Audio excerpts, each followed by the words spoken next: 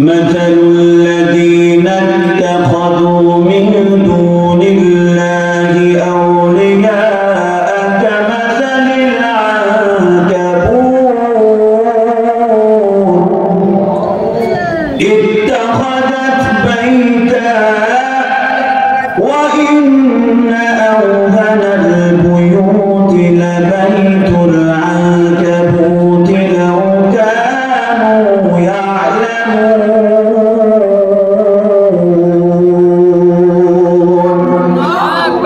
এবারে এখনো কি আল্লাহু আকবারের স্লোগান দিতে আল্লাহর নাম নিতে ভয় আছে?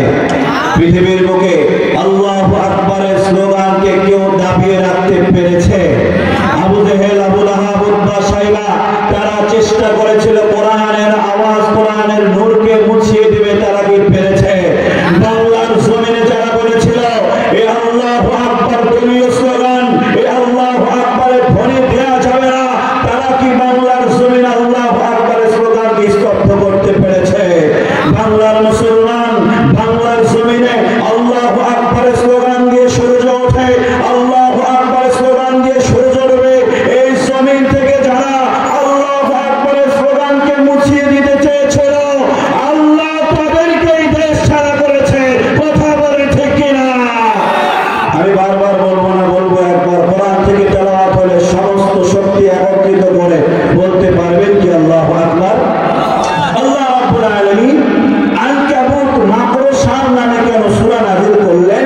এই সূরার 41 নম্বর আয়াতের মধ্যে আল্লাহ রাব্বুল আলামিন বলেন, আমি মাকড়সার নামে এই জন্য সূরা নাযিল করেছি, মাকড়সা একটা দুর্বল প্রাণী, এই একটা ঘর বানায় নিজে থাকার জন্য, যে ঘরটা অনেক দুর্বল। আল্লাহ রাব্বুল আলামিন বলেন এই ঘরটা যেমন দুর্বল, এই ঘর ভাঙার জন্য কামানের প্রয়োজন পড়ে না। আল্লাহ রাব্বুল আলামিন বলেন দুর্বল একটা ঘর এমন দুর্বল যে ন্যাংরা একটা মশা বসলেও এই ঘরটা ভেঙে যায়। কথা বলেন ঠিক কিনা?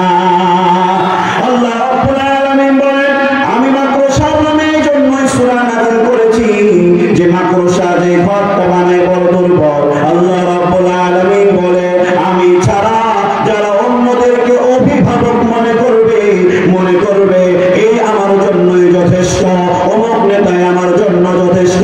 আল্লাহ রাব্বুল আলামিন বলে কেউ যদি মনে করে আল্লাহ ছাড়া অন্যকে অভিভাবক মনে করে, মাকড়সার জাল যেমন দুর্বল, মাকড়সার ঘর যেমন দুর্বল, তাদের ক্ষমতা তাদের অভিভাবক তেমন দুর্বল। কথা বলে ঠিক কিনা?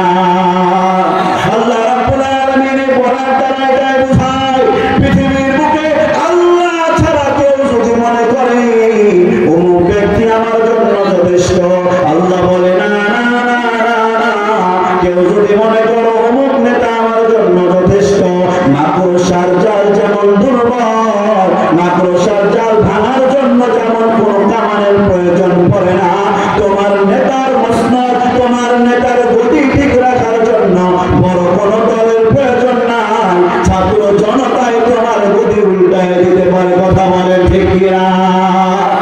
আল্লাহ রাব্বুল আলামিন বলতেছেন এই সূরার 41 নম্বর আয়াতের মধ্যে আল্লাহ ছাড়া যারা অন্যদেরকে অভিভাবক মনে করবে তাদের অবস্থা মাকড়সার জালের মতো। মাকড়সার জালের যেমন কোনো অস্তিত্ব থাকে না, যারা ক্ষমতা পেয়ে মনে করে যে আমরাই সব কিছু, তাদের অস্তিত্ব বাংলার জমিনে থাকে না। কথা বলেন ঠিক কিনা? সম্মানিত উপস্থিতি, আল্লাহ রাব্বুল আলামিন বলছেন যে আমি এই সূরার নাম মাকড়সার নামে রেখেছি এই জন্য। এখন এই সূরার শানে নজুল বা প্রেক্ষাপট আছে না নাই? একটু যারা আছেন আমার সাথে কথা বলবেন, আছে না নাই? এই সূরার প্রেক্ষাপট রয়েছে। তাফসীরে জালালাইনের মধ্যে এই প্রেক্ষাপট শানে নজুল উঠানো হয়েছে।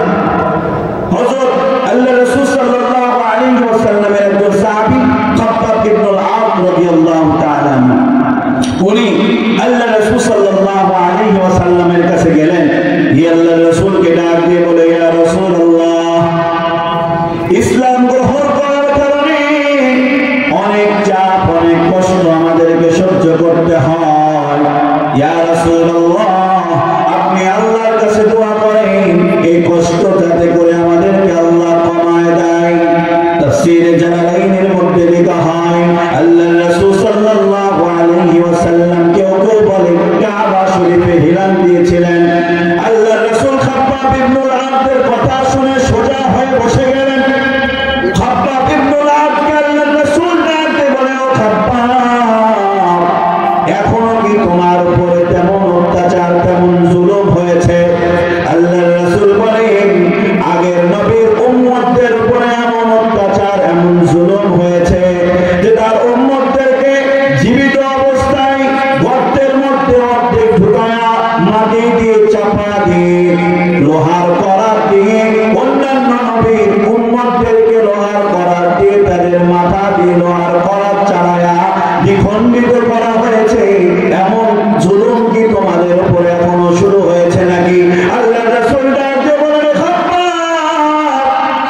অন্যান্য নবীর উম্মতদের উপরে এমন জুলুম হয়েছে যে ওই নবীর উম্মতগুলোকে এতভাবে নির্যাতন করা হয়েছে, লোহার চিরুনি দিয়া তাদের শরীরে আঁচড়ানো হইতো, আঁচড়ায় আঁচড়ায় তাদের অবস্থা এমন করা হতো, শরীর থেকে সমস্ত চামড়া সমস্ত গোস্ত আলাদা করে হাড্ডিকে আলাদা করা হয়েছে, তবুও তারা ঈমান থেকে পিছপা হয় নাই। আল্লাহ রাসূল সাল্লাল্লাহু আলাইহি ওয়াসাল্লাম বলে যে এমন জুলুম অত্যাচার কি তোমাদের উপর হয়েছে যে অন্যান্য নবীর উম্মতদের উপরে লোহার চিরুনি দিয়ে তাদেরকে আঁচড়ায়া তাদের শরীর থেকে গোস্ত চামড়াগুলোকে আলাদা করা হয়েছে, তবুও তারা ঈমান থেকে পিছপা হয় নাই? বলুন না সুবহানাল্লাহ। এটা হচ্ছে চারটা শানে নজুলের মধ্যে একটা। এবার আসুন সামনের দিকে আমরা আগাই। আল্লাহ রাব্বুল আলামিন সূরা আনকাবুত এর প্রথম নাম্বার আয়াত থেকে শুরু করছে। আল্লাহ রাব্বুল আলামিন বলেন, আলিফ লাম মিম।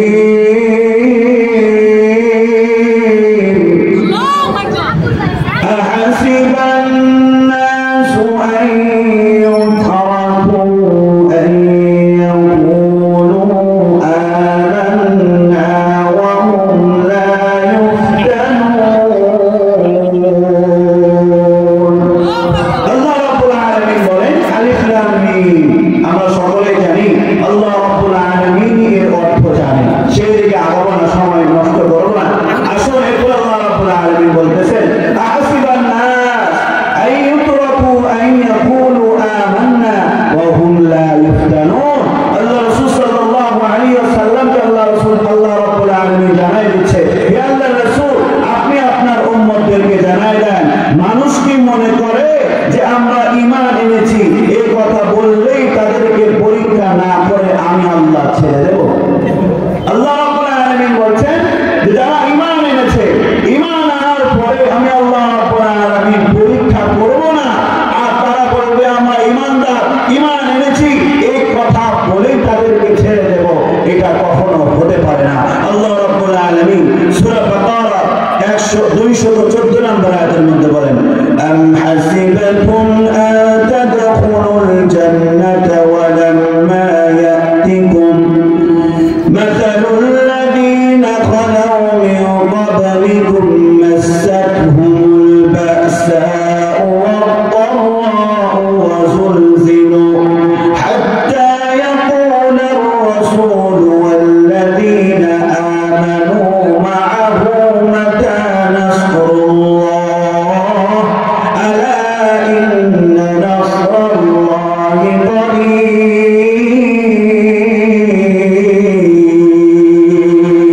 আল্লাহ রাব্বুল আলামিন সূরা বাকারা 214 নম্বর আয়াতের মধ্যে বলেন, ঈমানদাররা কি মনে করেছে ঈমান আনার পরে আমি আল্লাহ রাব্বুল আলামিন তাদেরকে পরীক্ষা না কইরা তাদেরকে এত দামি জান্নাত দিয়ে দেব? এটা কখনো হতে পারে না।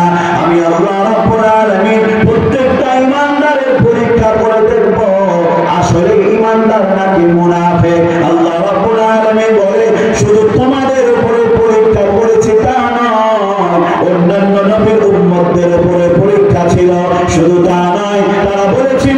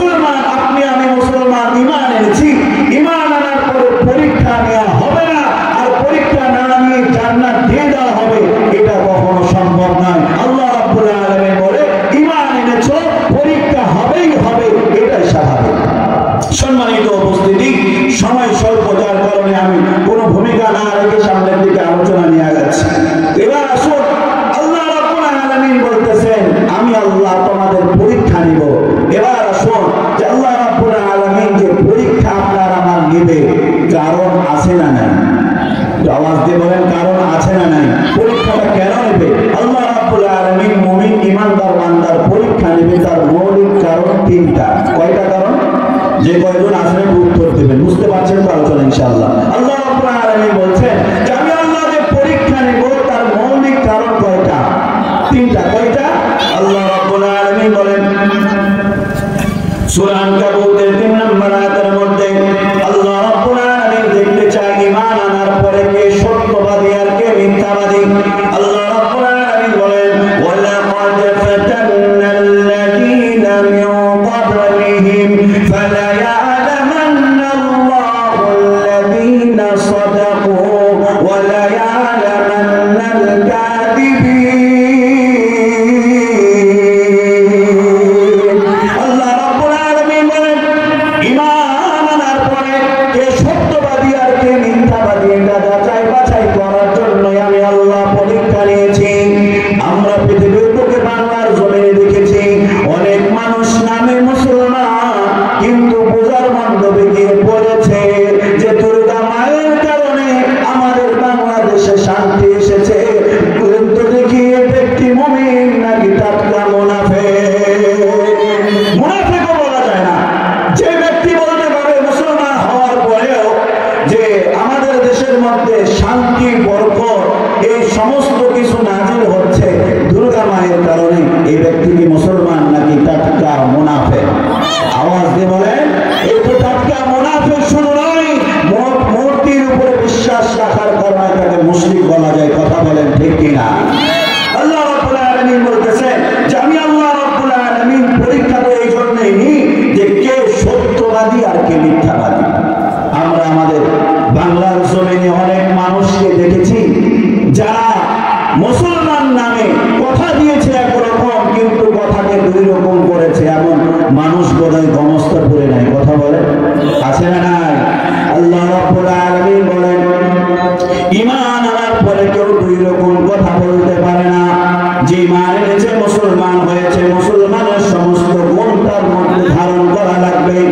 যতই বিপদ আসুক, যতই তার উপরে নির্যাতন করা হয়, আল্লাহ রাব্বুল আলামিন সূরা আনফালের 8 নম্বর আয়াতের মধ্যে বলেন লিইউহিক্কাল হাক্ক ওয়া ইউবতিলাল বাতিলা ওয়ালাউ কারিহাল মুজরিমুন।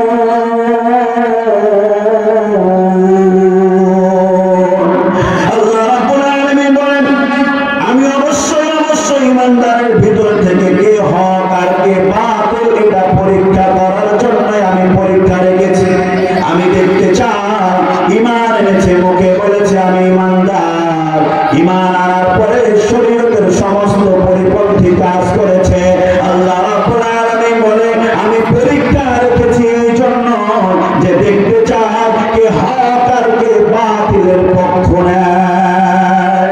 সম্মানিত উপস্থিতি, সাহাবায়ে কেরাম এমন ছিলেন যে তাদেরকে ঈমান ছাড়ার জন্য যতই জুলুম অত্যাচার করা হোক তারা কখনো ঈমান ছেড়ে দেয় নাই।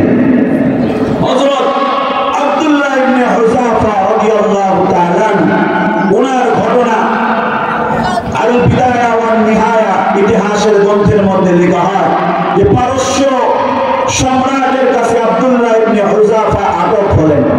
সাইয়্যিদনা ওমর ফারুক রাদিয়াল্লাহু তাআলা বলেন আব্দুল্লাহ ইবনে হুযাফা যুদ্ধের জন্য পারস্যের বিরুদ্ধে যুদ্ধের জন্য ঝাঁপিয়ে পড়লেন। পারস্যের সম্রাট তার দলের লোকজনদেরকে বলল জয় পরাজয় পরের কথা, তবে আব্দুল্লাহ ইবনে হুযাফাকে আটক করা লাগবে, এটাই যেন তোমাদের টার্গেট হয়। আব্দুল্লাহ ইবনে হুযাফা রাদিয়াল্লাহু তাআলা এবার পারস্যের সম্রাট আটক করলেন। পারস্যের সম্রাট আটক করার পরে আব্দুল্লাহ ইবনে হুযাফাকে পারস্যের সম্রাটের দরবারে উপস্থাপন করা হলো। আব্দুল্লাহ ইবনে হুযাফা জিঞ্জির পড়েছিল।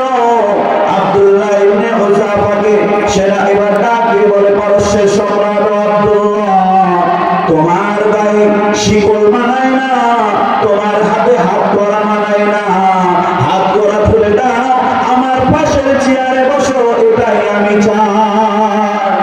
আব্দুল্লাহ ইবনে হুযাফাকে পাশের চেয়ারে বসায়া শুধু পাশের চেয়ারে বসানো হলো না, সুন্দর সুন্দর খাবার তার সামনে দেয়া হলো। আব্দুল্লাহ ইবনে হুযাফাকে বলা হলো হে আব্দুল্লাহ, তুমি দেখতে যেমন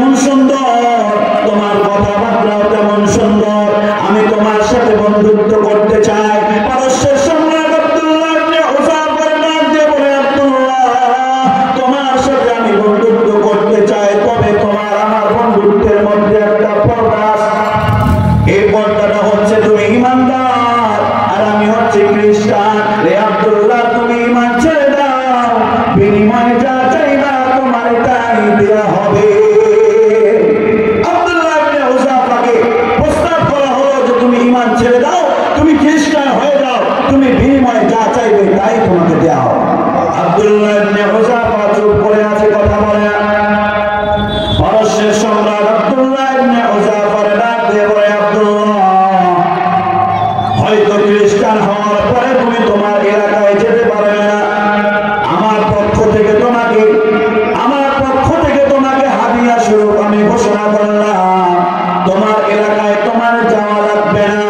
আমার কন্যা রয়েছে, আমি আমার কন্যার সাথে তোমার বিবাহ দিব। রে আব্দুল্লাহ, শুধু বিবাহ দিব এমনটা নয়, আমি আমার রাজ্যের রাজত্ব তোমার কাছে ছেড়ে দেব। আব্দুল্লাহ ইবনে হুযাফা পারস্যের সম্রাটকে ডাক দিয়ে বলেন, সম্রাট, আমরা দুনিয়ার মুখাপেক্ষী নয়, তুমি তোমার মেয়ের সাথে যতই বিয়ে দাও, তোমার সাম্রাজ্য আমার হাতে যতই ছেড়ে দাও, আমি মুসলমান ঈমানদার, ঈমান এনেছি, আমি রাজত্ব চাই না, আমি ঈমান নিয়ে মরতে রাজি। সম্মানিত উপস্থিতি, এটা হচ্ছে সাহাবায়ে কেরামদের ঈমানের অবস্থা। আব্দুল্লাহ ইবনে হুযাফা ডাক দিয়ে বলল যে তোমার রাজত্ব আমি চাই না, আমি ঈমান নিয়ে মরতে চাই, তুমি আমার মেরে ফেলো, কিন্তু তোমার রাজত্ব নিয়ে আমি ঈমান ছাড়তে পারবো না। আমরা আমাদের বাংলার জমিনে দেখেছি, এই মাঠে যেই আপনার আমার মহব্বতের শহীদ আল্লামা দিলওয়ার হোসেন সাঈদী সাহেবের এই মাঠে উনি এসেছিলেন এক আল্লাহর বান্দাকে রাষ্ট্র বাংলাদেশ উপহার দেওয়ার কথা বলা হয়েছিল আপনাকে ছেড়ে দেওয়া হবে, আপনি অন্য দল করেন, আপনাকে আর কিছু বলা হবে না।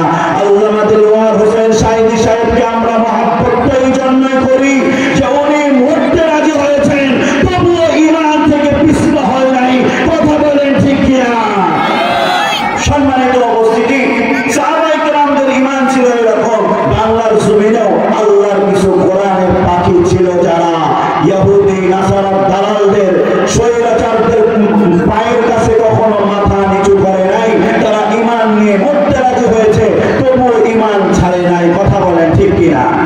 আব্দুল্লাহ ইবনে হুযাফা পারস্যের সম্রাটকে ডাক দিয়ে বলল, আমি ঈমান ছাড়বো না। পারস্যের সম্রাট এবার আব্দুল্লাহ ইবনে হুযাফাকে শাস্তি করলে, আব্দুল্লাহ, ঈমান তো ছাড়লা না, তবে তোমার শাস্তি হলো এইরকম, তোমার কষ্ট দেব না, তোমার জেলখানার মধ্যে বন্দী করা হলো, তুমি জেলখানার মধ্যে বন্দী থাকবে, যতদিন ঈমান ছাড়বে না ততদিন তোমার খাবার দেয়া হবে না। আব্দুল্লাহ ইবনে হুযাফা ডাক দিয়ে বলে, আমারে তুমি না খেয়ে মেরেও ফেলতে পারো, তবে আমি ঈমান কখনো ছাড়বো না। আব্দুল্লাহ ইবনে হুযাফাকে ঘরের মধ্যে বন্দী করা হলো। তাফসীরের কিতাবের মধ্যে লেখা হয়, আব্দুল্লাহ ইবনে হুযাফা প্রায় 7 দিন ধরে না খেয়ে আছেন। এমন অবস্থায় মরা অবস্থা হবে, এরকম সময় আব্দুল্লাহ ইবনে হুযাফার কাছে খাবার নিয়ে যাওয়া হলো, মদ আর শুকরের গোশত।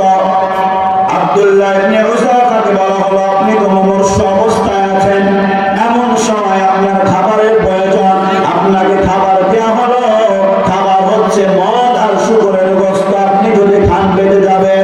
আব্দুল্লাহ ইবনে হুযাফা ডাক দিয়ে বলে, না না, আমারে তোমরা না খাইয়ে মেরেও ফেলতে পারো, তবু হারাম খেয়ে বাঁচবো এমন ঈমানদার আমি নয়।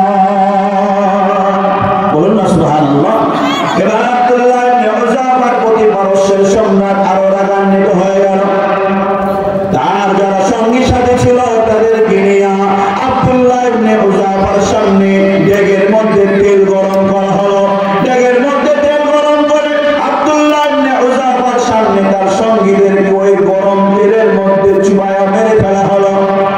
আব্দুল্লাহ ইবনে হুযাফার ডাক দিয়ে বলে, আব্দুল্লাহ, এখনো সময় আছে, ঈমান যদি ছেড়ে দাও তোমার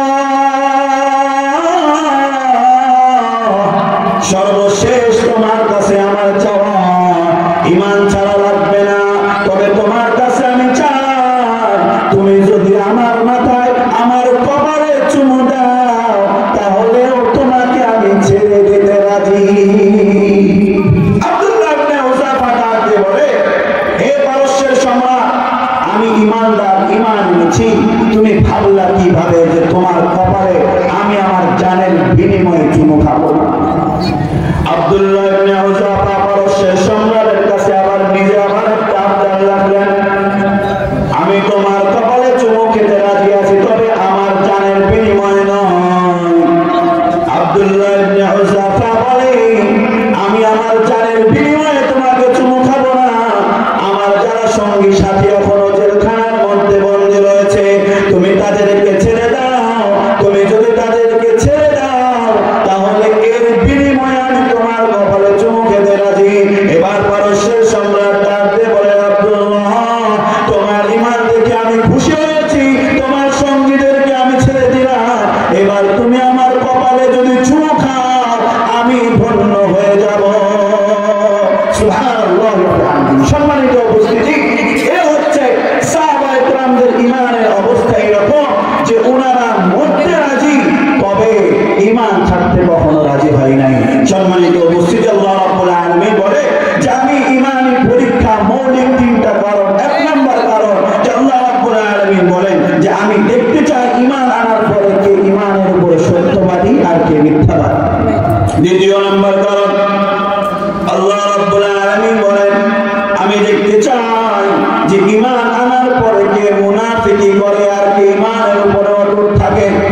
আল্লাহ রাব্বুল আলামিন সূরা আনকাবুতের 10 নম্বর আয়াতের মধ্যে বলেন, ওয়া মিনান নাসি মান ইয়াকুলু আমান্না বিল্লাহি ফাইদা উদিয়া ফিল্লাহি জাআলা ফিতনাতান নাসি কা'যাবিল্লাহ ওয়া লা জাআ নাসরুম মির রাব্বিকা লা ইয়াকুলুন্না ইন্না কুন্না মা'akum আওয়ালাইসা আল্লাহু বিআ'লামা বিমা ফি সুদুরিল আলামিন।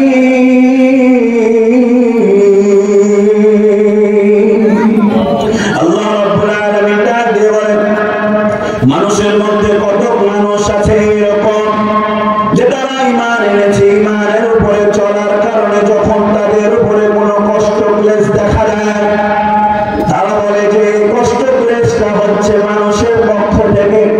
তারা মনে করে যে মানুষের পক্ষ থেকে যে কষ্ট ক্লেশটা দেওয়া হচ্ছে এটা আল্লাহর পক্ষ থেকে আযাব। তারা সত্যের পক্ষে চলতে চলতে মাঝখান দিয়ে মনে করে এত কষ্ট সহ্য করা যাবে না, হয়তো আল্লাহ আমার উপরে নারাজ আছে, এই জন্য তারা দল মত পরিবর্তন করে। আল্লাহ রাব্বুল আলামিন বলে দল পরিবর্তন করার পরে আবার যখন ওই হকের উপরে আল্লাহ বিজয় দান করে, হক দলের কাছে এসে ওই ঈমানদার বান্দাগুলো এসে বলে, ভাইয়ের ভাই, আসলে আমরা তাদের সাথে তাল মিলিয়ে থাকতাম, কিন্তু বিষয় হচ্ছে আমরা তোমাদের পক্ষেই। এমন মানুষ বোধহয় অবস্থা পড়ে না। আমার কথা বুঝতে পেরেছেন? আল্লাহ রাব্বুল আলামিন বলছে যে ঈমান আনার পরে সূরা আনকাবুতে 10 নম্বর আয়াত, ঈমান আনার পরে কিছু মানুষ তারা তো সঠিক পথে চলছিল, সঠিক পথে চলতে চলতে যখন তাদের উপরে কোনো আযাব কষ্ট এসেছে তারা দল পরিবর্তন করে অন্য দলে চলে গিয়েছে। আবার যখন আল্লাহ রাব্বুল আলামিনের পক্ষ থেকে সাহায্য চলে এসেছে, এই দলের কাছে এসে তারা বলেছে, না আমরা তাদের সাথে এমনিতেই ছিলাম, যুগের সাথে তাল মিলাইছিলাম, কিন্তু বিষয় হচ্ছে আমরা তোমাদের পক্ষে ছিলাম। আল্লাহ রাব্বুল আলামিন বলে তারা মুনাফিক ছাড়া কিছু নয়। এমন মানুষ বলে না। আমরা তো দেখেছি আমাদের বাংলার জমিনে অনেক মানুষ এরকম ছিল যে তাদের দলের সাথে তাল মিলায়া তাদের পক্ষে স্লোগান দিয়েছিল, কথা বলে ঠিক কিনা? কিন্তু 5 তারিখের পরে এসে বলে যে তাদের সাথে তাল মিলিয়েছিলাম, আমরা কিন্তু তোমাদের পক্ষের লোক। এমন লোক সমাজের মধ্যে নাই। আল্লাহ রাব্বুল আলামিন বলে এরা মুনাফিক ছাড়া কিছুই নয়। সম্মানিত উপস্থিতি, আমরা তো আমাদের বাংলার জমিনে দেখেছি শুধু তাল মিলিয়ে চলেছে এমন নয়, বাংলার জমিনে কিছু আলেম নামের জালেম ছিল।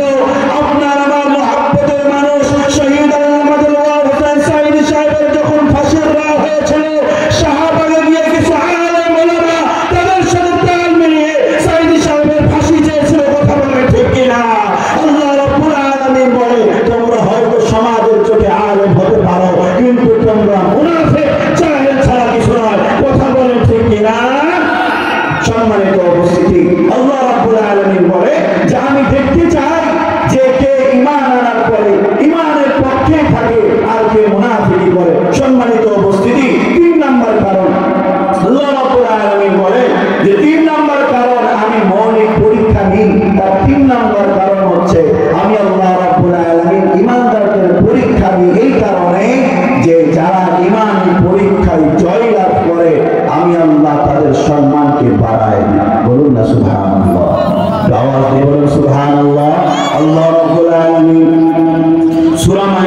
40 নম্বর আয়াতের মধ্যে বলেন ওয়ালাকিন লিয়াবলুয়াকুম ফীমা আতাকুম ফাসতাবিকুল খায়রাত।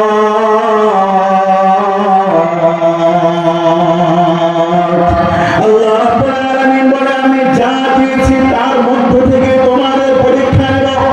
আমি আল্লাহ রাব্বুল আলামিন যে নিয়ামত তোমাদেরকে দান করেছি এই নিয়ামতের মধ্য থেকে তোমাদের পরীক্ষা নেওয়া হবে। এই জন্য যদি পরীক্ষায় উত্তীর্ণ হয়ে যেতে পারো আল্লাহ রাব্বুল আলামিন বলেন তোমার সম্মান যদিও কম ছিল আমি আল্লাহ তোমার সম্মান বাড়ায় দিব। জোরে বলেন না সুবহানাল্লাহ।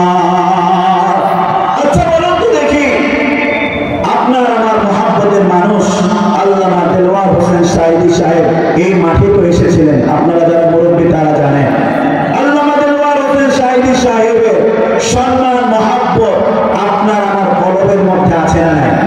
আওয়াজ দিয়ে বলেন আছে না নাই? আচ্ছা আল্লামা দেলওয়ার হোসেন সাঈদী সাহেব কি কোনোদিন আপনাকে আমাকে এক কাপ চা খাইয়ে গিয়েছেন? এরকম হয়েছে যে একদিন গমস্তাপুর বাজারে এসে আপনাকে আমাকে চা খাইয়ে গিয়েছিল? তো আপনার আমার কলবের মধ্যে আল্লামা দেলওয়ার হোসেন সাঈদী সাহেবের মহব্বতটা ঢেলে দিলেন কে? আওয়াজ দিয়ে বলেন ঢেলে দিলেন কে? বাংলার মুসলমান। এর মানে এটাই প্রমাণ হয়ে যায় যে আল্লাহ রাব্বুল আলামিনের ঈমানি পরীক্ষায় যারা উত্তীর্ণ হয়েছে আল্লাহ রাব্বুল আলামিন তাদের সম্মান দুনিয়ার বুকেই বাড়িয়ে দিয়েছে। কথা বলেন ঠিক কিনা? হয়তো আপনি আমি দুনিয়ার বুকে দেখতে পাই নাই কিন্তু আপনার আমার কলবের মধ্যে আল্লামা দেলওয়ার হোসেন সাঈদী সাহেবের মহব্বত ঢেলে দিয়েছেন আল্লাহ। এর মানে এটাই যারা ঈমানি পরীক্ষায় উত্তীর্ণ হয়েছে তাদের সম্মান আল্লাহ বৃদ্ধি করেছে। কথা বলেন ঠিক কিনা? সম্মানিত উপস্থিতি, আগামী কালকে যে এই মাঠকে ধন্য করবে মুফতি আমির হামজা সাহেব, উনাকে মানুষ ওনার জেলে ঢোকার আগে বেশি চিনত নাকি জেলে ঢোকার পরে মানুষ বেশি চিনেছে? একটু আওয়াজ দিয়ে বলেন জেলে ঢোকার পরে নাকি আগে? পরে মানুষ বেশি চিনেছে। কেন? কারণ তারা জেলে ঢুকে ঈমানি পরীক্ষা দিয়েছে। কথা বলেন ঠিক কিনা? তার মানে মুসলমান আপনার আমার কখনো যদি ঈমানি পরীক্ষা চলে আসে বাতিলের সামনে মাথা নত করার কোনো প্রয়োজন নাই। আল্লাহ রাব্বুল আলামিনের পক্ষ থেকে যে পরীক্ষা আপনার আমার উপরে এসেছে এই পরীক্ষায় যদি অটুট থাকতে পারে সম্মান বাড়িয়ে দেবেন একজন, তিনি কে? সম্মানিত উপস্থিতি, আপনার আমার মহব্বতের মানুষ মিজানুর রহমান আজহারী, উনাকে তো দেশ থেকে চলে যেতে বাধ্য করা হয়েছে। আচ্ছা বলুন তো দেশে ফিরে আসার পরে ওনার সম্মান কমেছে নাকি বেড়েছে? আওয়াজ দিয়ে বলেন কমেছে নাকি বেড়েছে? উনি এমন মাহফিল এই প্যান্ডেলও হবে না, উনি আলোচনা করছেন 8-10টা মাঠ ওনার প্রয়োজন পড়ছে। এতগুলো মানুষকে কি বলা হয়েছিল যে আপনার আগে বিরিয়ানি খেতে দেওয়া হবে? তাদের মতো তো কখনো বিরিয়ানি দেওয়া হয় না, তবু এতগুলো মানুষ আসছে কার হুকুমে? আওয়াজ দিয়ে বলেন কার হুকুমে? আমরা তো তারা মনে করে যে আমাদের শহীদ আল্লামা দেলওয়ার হোসেন সাঈদী সাহেবকে তারা শহীদ করে মনে করেছে যে আল্লামা সাঈদী সাহেবের জনপ্রিয়তা কমে গিয়েছে। আল্লামা দেলওয়ার হোসেন সাঈদী সাহেবের মহব্বত প্রত্যেকটা মুসলমানের কলবে ঢেলে দিয়েছেন একমাত্র তিনি কে? সম্মানিত উপস্থিতি, সময় আমার শেষ। তো এবার আসুন আল্লাহ রাব্বুল আলামিন আপনাকে আমাকে ঈমানের মতো মূল্যবান সম্পদ যে দান করেছে, ঈমানি মূল্যবান সম্পদ পেয়ে আমরা খুশি নাকি বেজার? আওয়াজ দিয়ে বলেন খুশি নাকি বেজার? মুসলমান এই ঈমানকে রক্ষা করতে হলে আবারও যদি আলেম উলামা, ইন্নাল উলামা ওয়ারাসাতুল আম্বিয়া, আলেম উলামা যদি কোরআনের আইন বাস্তবায়ন করার জন্য আল্লাহ রাসূল সাল্লাল্লাহু আলাইহি ওয়াসাল্লামের ইজ্জত রক্ষা করার জন্য আবারও আমাকে আপনাকে যদি রাজপথে ডাক দেয়, জীবন দেওয়ার জন্য ডাক দেয়, কারা কারা প্রস্তুত থাকবেন? দুই হাত তুলে আমাকে দেখা যায়। আল্লাহ রাব্বুল আলামিন আপনাকে আমাদের সকলকে কোরআনের জন্য কবুল করুক। সকলে বলছি আমিন। ওয়া আখিরু দাওয়ানা আলহামদুলিল্লাহি রাব্বিল আলামিন। আসসালামু আলাইকুম ওয়া রাহমাতুল্লাহি ওয়া বারাকাতুহু।